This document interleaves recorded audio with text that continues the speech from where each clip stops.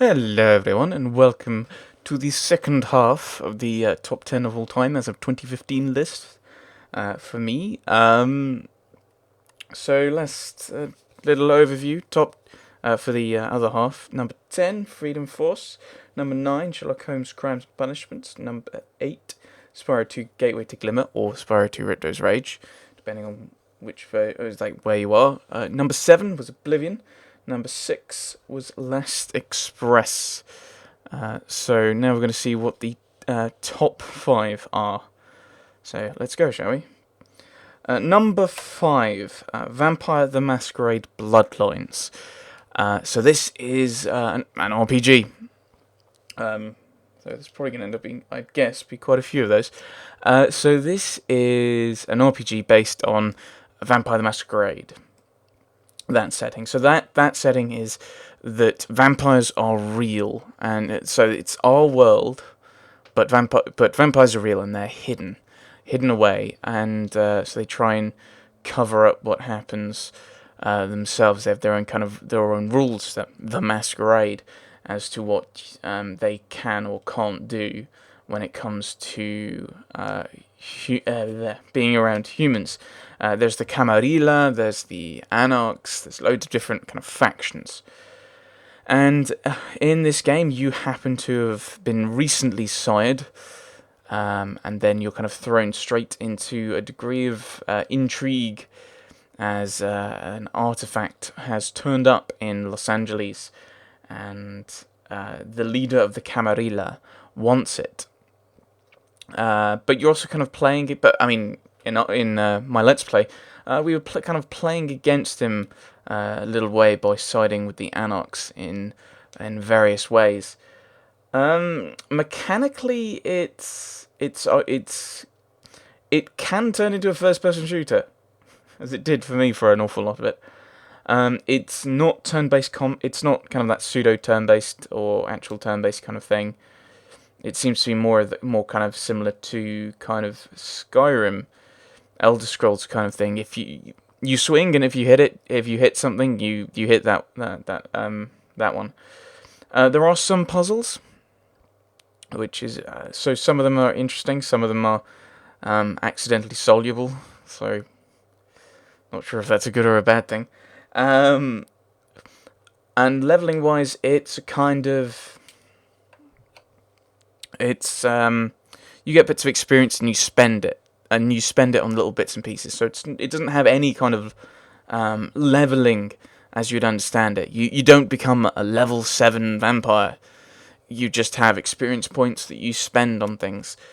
My favourite part of this, and it's something that a lot of RPGs don't seem to have, which is quite sad, is you don't get experience for killing people. You don't get experience for killing things. You get experience for completing objectives. So going around killing people doesn't get you more experience, but completing quests does. One of the problems one of the issues I have with some games is if you're playing a slightly less bloodthirsty psychopathic character and you don't want to kill everyone, in some cases that means you don't get as much experience because you're not getting experience for killing things. Even if you're completing the quest, you're not getting the same experience out of it as another character might do, which I'm not a fan of, and Vampire Masquerade Bloodlines doesn't have that, because you don't get any kind of experience whatsoever for killing things. You're given a job. If you do the job, if you do the quest, if you do the mission, you get experience for that, but you don't get experience for going out and killing things, unless killing them were the objective, which I don't think happens that often. I don't think there's many objectives to go and kill something, is there? I'm trying to remember. I can't remember. Vampire Masquerade Bloodlines has one of my favourite levels, or favourite moment. Well, yeah, levels in gaming, and this is for someone who doesn't like horror. But one of my favourite moments is the Ocean House Hotel. It is brilliant. It is wonderfully atmospheric. It is incredibly tense. In some ways, I can see Novaria in Mass Effect 1 being similar, and it's kind of... And there was another one, there was recently in Mass Effect 3, which I think was the mining... Was it the mining outpost? I think it may have been with Dr. Garneau. Had that kind of eeriness to it. Or was it somewhere else? Oh, that annoys me. But certainly Mass Effect 3, there's been this... There's been some times where there's been this kind of eeriness. It's the biggest frustration I had with the Rachni mission in Mass Effect 3 is it didn't have that. They decided to get rid of it and make it slightly more of a grrr, third-person shooter, certainly, rather than having that atmosphere that it had in the previous Rachni mission in Mass Effect 1. I'm sure that's a rant for next year. So Vampire the Masquerade Bloodlines is brilliant, and I'm saying that as someone who's not a fan of horror in general. Having said it's got one of my favourite moments in gaming, I despise the sewer section. It drags on a little too long, I think. They probably could have cut out 2 of the... I think there's 4 or 5 floors, and you could probably just make do with 2, and it would be a decent length, but it's just kind of padded out and out and out. And then you've got those kind of really weird shouty head things that go, and they kill you horribly. And if you haven't watched the Let's Play, you may have no idea what I'm talking about there. It's a really interesting game, and I'm kind of sad that there's not... I don't think there's any other games like this. I know I said that before with Last Express, but it's kind of... There's not many games like it, and I think it'd be very interesting if it had gotten a sequel, and they'd kind of polished it up, got rid of some of the rougher edges, and kind of what happens next in Los Angeles. That'd probably be a bit difficult, because I think the kind of Dragon Age Mass Effect thing of carrying saves over wasn't that common in that period. I think Baldur's Gate did it, but it wasn't that common, so they may have had to have decided on a canonical ending to Vampire Masquerade Bloodlines to then do a sequel, a real sequel to the story, rather than just a kind of a similar style game. So I don't know. Number 4, Mass Effect. So Mass Effect's number 4. So we've just been talking about the Rachni mission there, where it's that kind of lovely tension to it. So Mass Effect, you're gonna play a character. I think people know how Mass Effect works. You have a variety of companions, 6 companions, 1 for each different class you can be, and you choose 2 of them, and you go and do your mission. So, I'm trying to think of what to say about it. Which is a problem. I'm trying to think of exactly what I should be saying about it. Mass Effect. I think the characters are great. Characters are brilliant. I think some of the levels are really good. Some of the missions you do are really good. But I'm trying to... and I think that's kind of... This might be why I'm struggling with what to say about it, is because there's some parts of it that...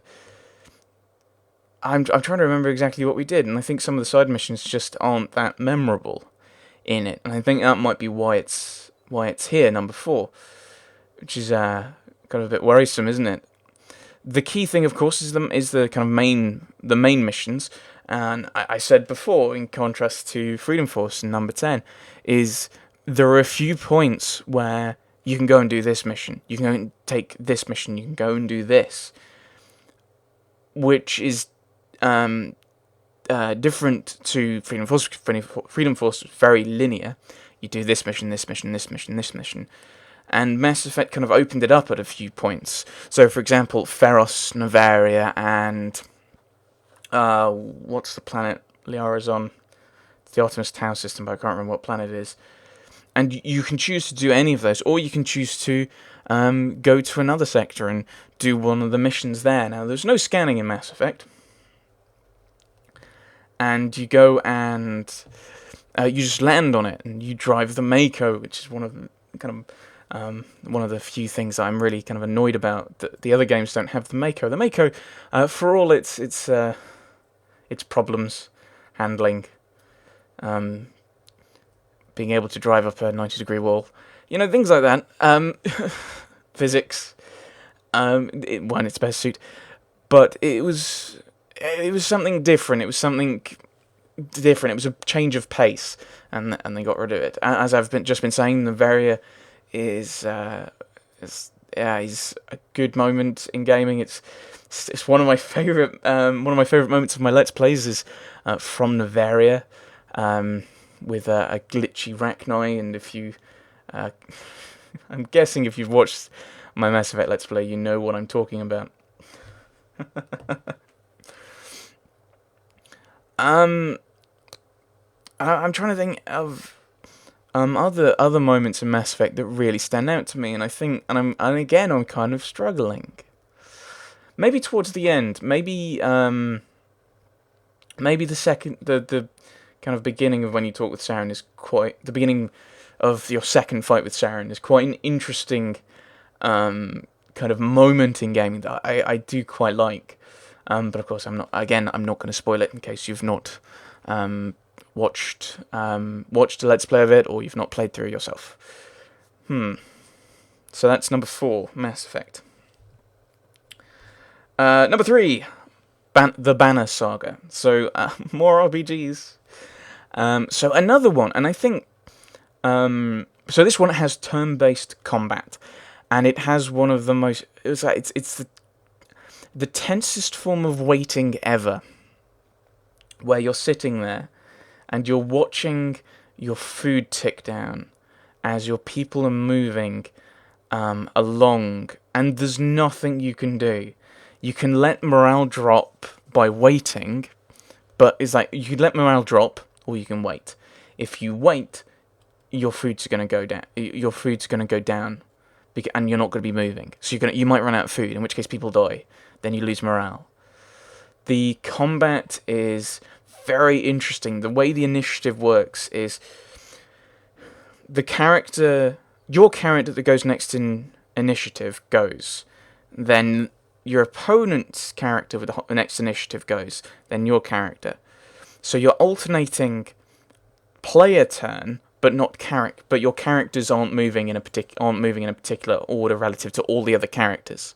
They're moving in initiative order in comparison to the characters on their side, which changes the tactics. You might not want to necessarily. If I eliminate that character, that means that your character will be able to go.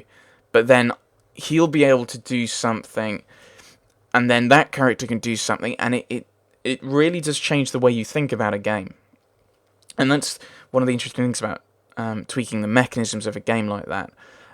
If you played it kind of more standard D&D style, which was you look at everyone in initiative order and you go down that kind of standard RPGs, pen and paper RPG style, that would give a very different set of tactics and strategy to the game. I think, to compare this to Mass Effect, which we've just been talking about, I feel like the Banner Saga's choices have more impact. And I think because it's a slightly more contained game, so it kind of wants to resolve everything within itself. I think they're actually bringing out a sequel, possibly. Maybe I saw it on Steam as I was looking at the Banner Saga. It looks like they're doing a Banner Saga 2 at some point, though I didn't actually click on it, so I don't know if it's when it's coming out.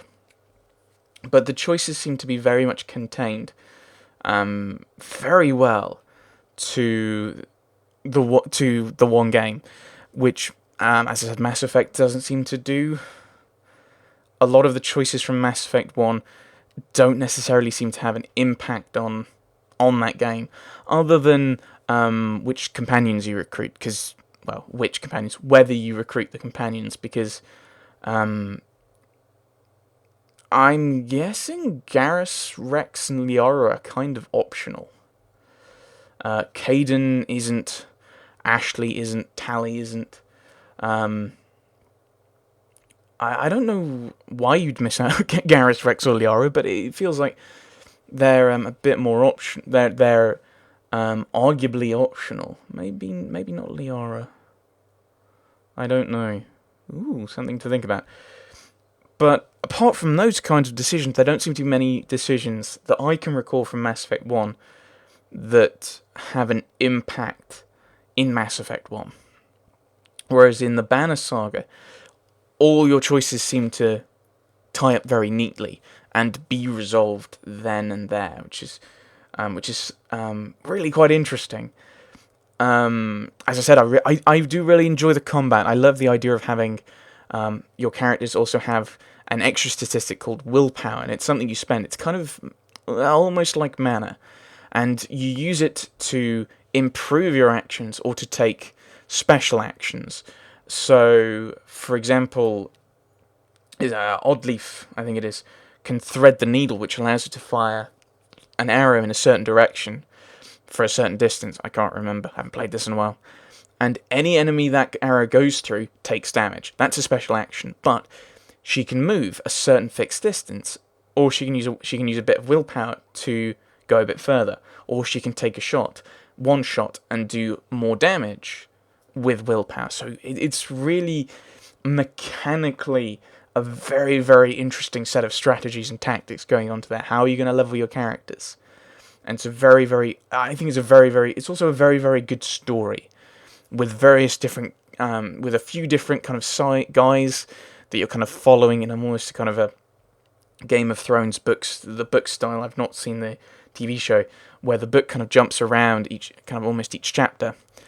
In the Banner Saga, each chapter, and I think maybe less than a chapter. No, I think it is each chapter. You jump to different characters up until the end, where your kind of groups have combined, and you're doing different things with them. I really find it interesting. You get loads of different characters, and you get to interact with them quite a lot. Number 2, Dragon Age Origins. So, Dragon Age Origins. I complain about the combat a lot. I won't do that here. It's a pseudo turn-based style of combat, and I will always call it that and hope that sticks. It won't, but I can hope to have an impact on people's vocabulary if I wish. And it has a lot of choices going into it.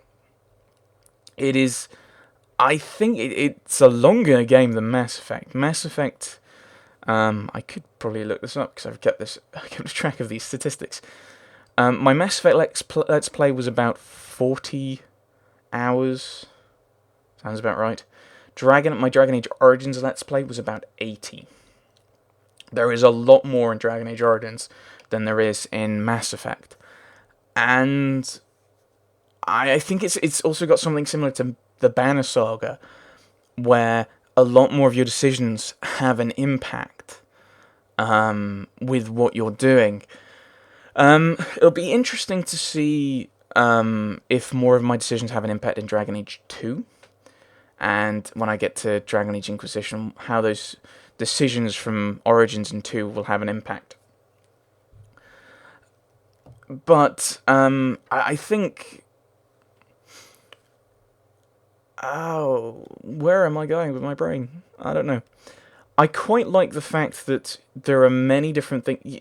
You're kind of almost just told, here are things you can do, go and do it.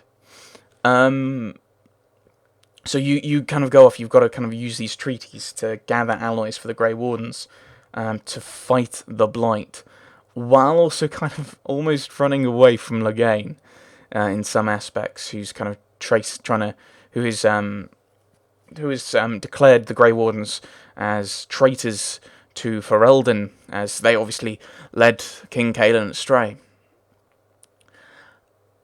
And so you're doing loads of different things. You're heading to Redcliffe to try and become an ally to the Arl, get him on your side. You have a treaty with the Circle of Magi. You have a treaty with the Dwarves of Orzammar.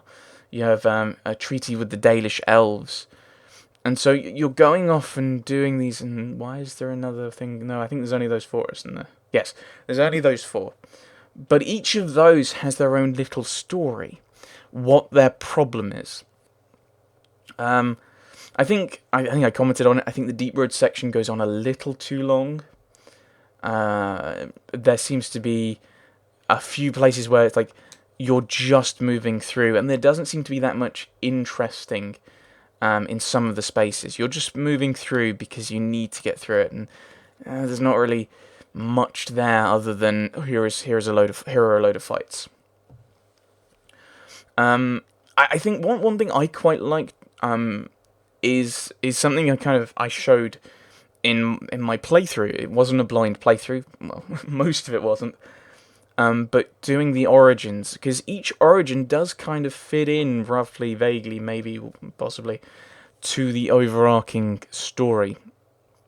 I played a human noble, but I also did the mage origin, because the mage origin tells you how Jowan escapes. I played the city elf origin. That tells you why, or part of the reason why the alienage rose up, and why it's kind of blocked off. I played the dwarf noble origin. That tells you why Balin is next in line to the throne. What happened? I played the dwarf commoner. The dwarf commoner and the Dalish elf origins are the two that seem to have the kind of loosest connection to the whole plot. I think the human nobles probably. I probably could have played a different origin, maybe the Dalish elf origin, and had the other ones come in. The Dalish elf origin connection was we're going to meet the Dalish in the Brazilian forest, and there's the connection. In fact, thinking about it, I could have possibly not done the Dalish elf origin in Dragon Age Origins and kept it for Dragon Age 2 in a way. Because Meryl was there. Meryl is now a companion in Dragon Age 2. So there's I don't know. But doing the DLC as well made things a bit more interesting. Although Golems of Amgarak is quite rubbish. Not rubbish. I think it's what I want from Dragon Age Origins, and I would speculate, so I may be wrong, what I would speculate most people want from Dragon Age Origins and other BioWare games is they want story. And they want an experience, and they want the story, they want the characters. And so Golems of Amgarak here's a combat-heavy DLC with minimal story. And I mean, look at my singular video for Golems of Amgarak. It's 20 minutes long, with all the highlights. So, few funny bits of commentary, the elements of story, I can't remember exactly what I put in it. But it's still, with a 20-minute video, less than half of that is story and plot. So, it's very different to what I think most people would have expected. So it's probably my least favourite one of the DLC. I think, well, I may as well say my most favourite, if I can think about it. Probably Witch Hunt would be my favourite out of all of them. DLC. What about Awakening? Maybe maybe let's comment on that. So Awakening is very interesting. I've complained about Ogryn enough in other videos. Let's not do that here. But Awakening, it feels in some ways like it wants to be a smaller scale Dragon Age Origins, and I think it loses out because of that. I think if it had decided to be the next part of the Hero of Ferelden's story, that could have been interesting, but the Blight's over, the Archdemon's dead, but the Darkspawn aren't going away. Why is that? Darkspawn are now talking. Oh, what does that mean? It's interesting to some extent, but it did feel kind of repetitive in some ways. We've done this kind of stuff before. Having said that, I think quite a few of the quest lines were... quite a few of the quest lines seemed to be quite different. I did quite enjoy the Black Marsh one, where you go into the Fade. I think one key difference between Origins and Awakening is Origins, I think you can probably get the treaties in any order. You can go in pretty much any order. I'd probably stick to Redcliffe, Circle of Magi, Brazilian Forest Orzammar, popping into Denerim at some point. Whereas I think in Awakening, I did it in almost the reverse order of the way you're meant to do it. I think you're meant to go to the deep roads and get Sigrun, then go to the Wending Wood, where you get what's her face, the mad elf woman, and then you go to Black Marsh and get Justice.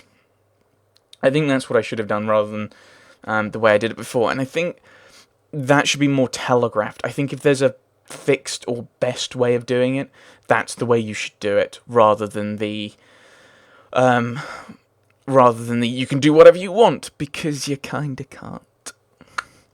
I don't know. Number 1. I'd be surprised if people didn't expect this one to be number 1. I'd be surprised if people thought something else was. Although they might do. Possibly. They may have thought I'd do something different. But number 1 is, of course, Mass Effect 2. Mass Effect 2 is brilliant in many ways. I think in some ways it is... You could tell the story of Mass Effect and very easily ignore Mass Effect 2. If you just think about the plot, what's the overarching plot of the Mass Effect series? That is the Reaper invasion. What's Mass Effect 2 got to do with the Reaper invasion?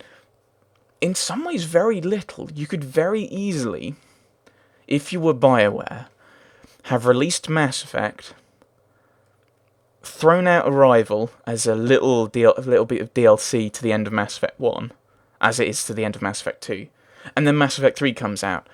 And storyline-wise, plot-wise, you're not really losing a huge amount in terms of that overarching Reaper invasion story. And yet, Mass Effect 2 probably has the most impact on the story. Which is bizarre, having said that. Because the story of Mass Effect isn't the Reapers.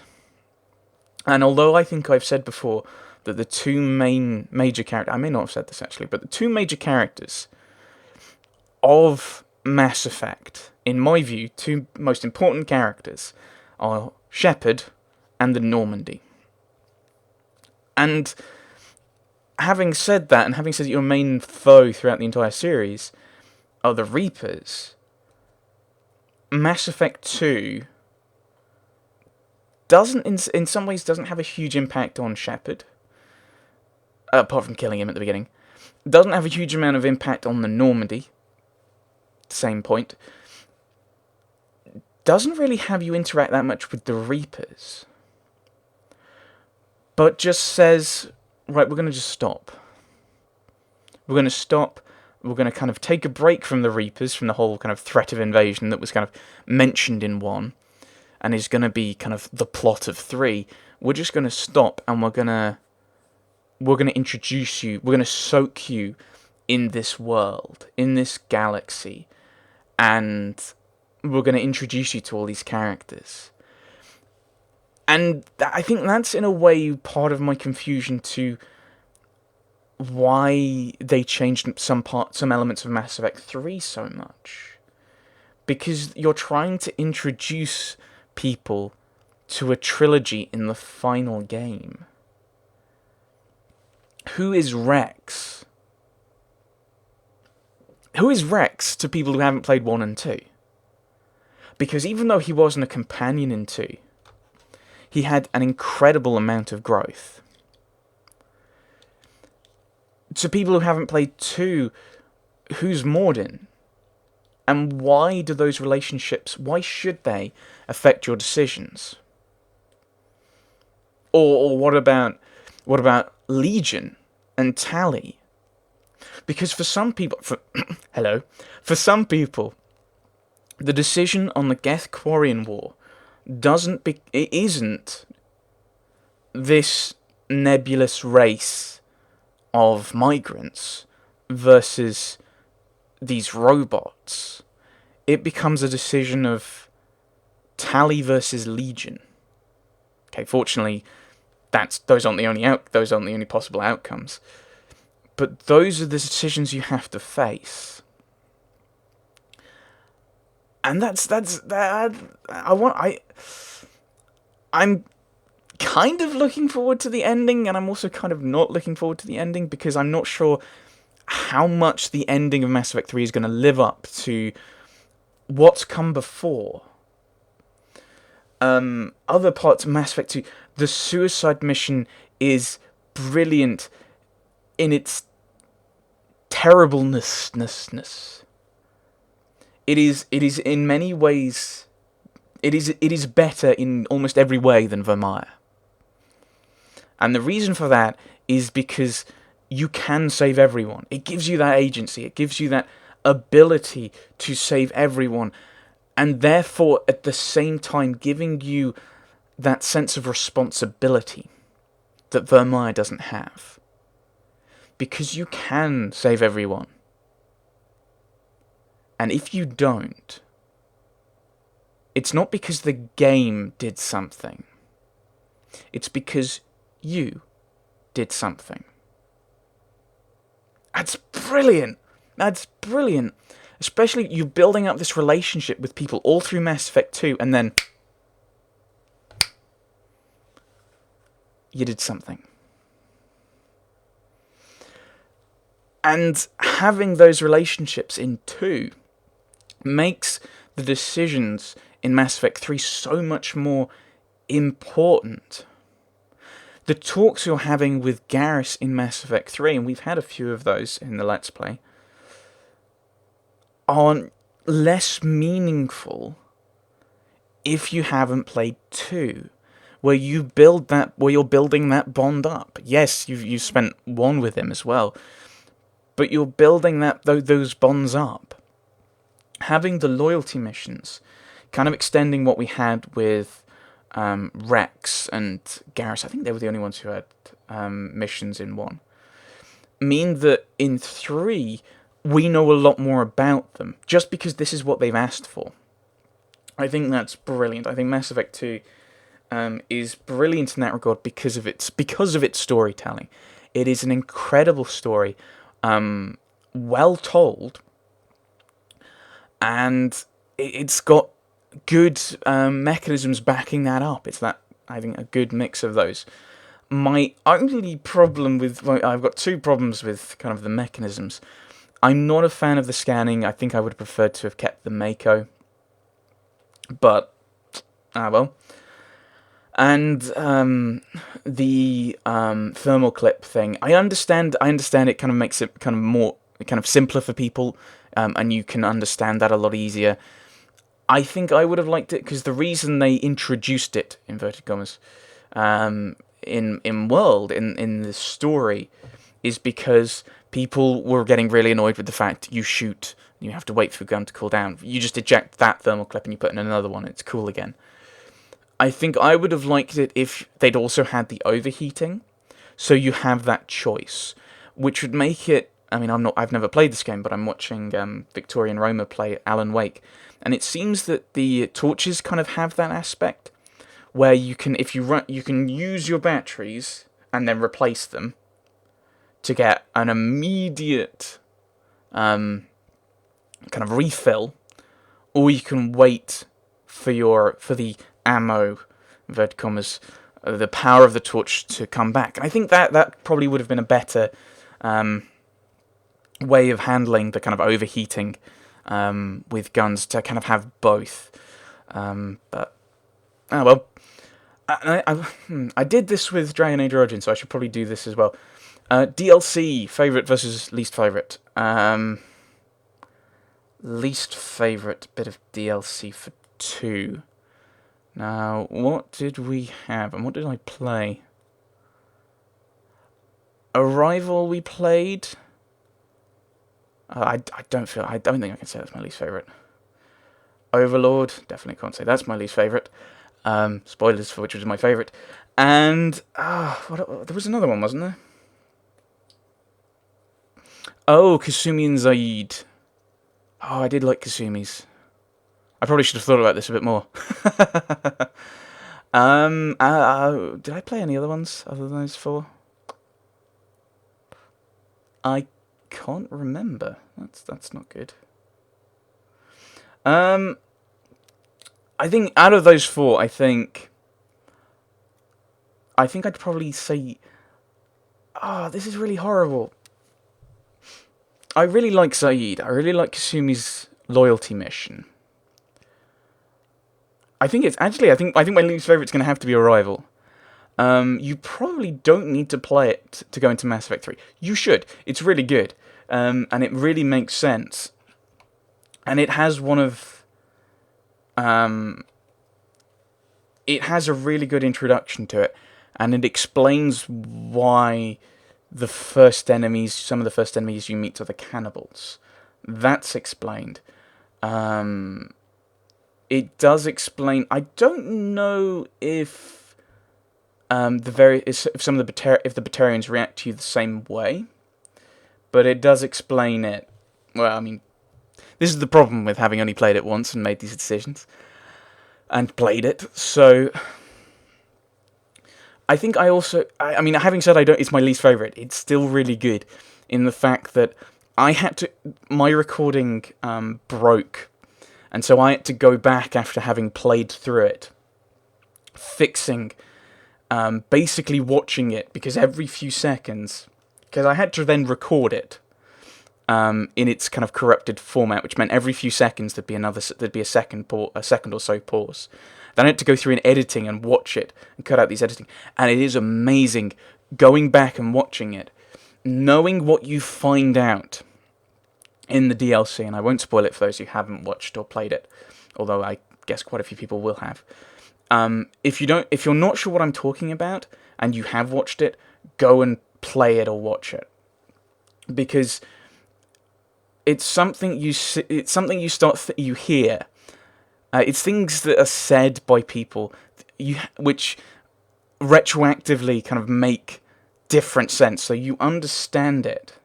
You understand things that are said, and then you understand them in a different way when you find out more. And I won't say more than that. My favourite bit of DLC is, although I like Zaid as a character, and I really do enjoy Kasumi's loyalty mission, because it's very different, and I would have liked to have seen more things like that, would have to be Operation Overlord. It's in a way, it's kind of similar to the Ocean House Hotel in the fact that it is absolutely horrible, but in the same way it is amazingly brilliant. And maybe it's because I'm slightly more sensitive to various things, but it seemed to press my buttons exceptionally well, and I do kind of like that. And I think, having said that, I think I prefer it's like I like this because it's kind of pushing my buttons. I understand, and even though I know that, it kind of hits me, and I don't know why I react so negatively to the child at the beginning of Mass Effect 3. And I won't go into any more detail, because, as I said in Dragon Age Origins a few times, let's not complain about that. I've complained about that kind of enough. But I really do like it. And it is amazing in its kind of emotional impact. And if you've not played it, go and play it. I would probably suggest, and I think it was it was a mistake I made. You should play the first. What's it called? Oh, the DLC I didn't do. The one with the hammerhead, like fire something something something. You should go and play the first one of that because you use the hammerhead, and it'll probably be useful to know how to do it. So yeah, go and check out. I'd suggest if you, I mean, all but 2 of these have been games I've Let's Played. So I've not played Let's Played Spyro 2 yet, I've not done Freedom Force yet, but everything else I've Let's Played. So if you thought they sounded interesting and you haven't watched the Let's Play, go and check them out. If you have checked the Let's Play out and you still think they're interesting, go and get them. They're all games that I think are amazing in their own way. And how many of them are RPGs in the end? 1, 2, 3, 4, 5, 6, 7. 7 RPGs out of my top 10. Is anyone really surprised? So thank you. I hope you've enjoyed these videos about my top 10. Maybe you've learned a little bit more about me. I hope you've enjoyed my videos over the past year, and I hope that you have an enjoyable next year, whether you watch my videos or not. So thanks for watching, everyone. Thanks for watching.